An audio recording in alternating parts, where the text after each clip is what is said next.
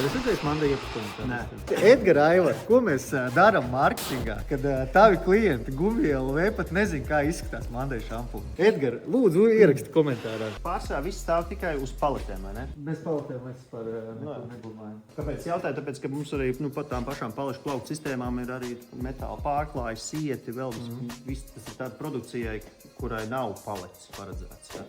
Paņemt un uzlikt, to nekrīt cauri. Ir vēl arī kaut kādas, mums jau arī drive-in plaukti ir, pieņemsim, kur tu... Kas ir drive-in? Vienam produktam, Jā. kas tev ir lielā apjomā, un tu zini to, ka tev viņš ir daudz, un tie plaukti visi kopā stāv.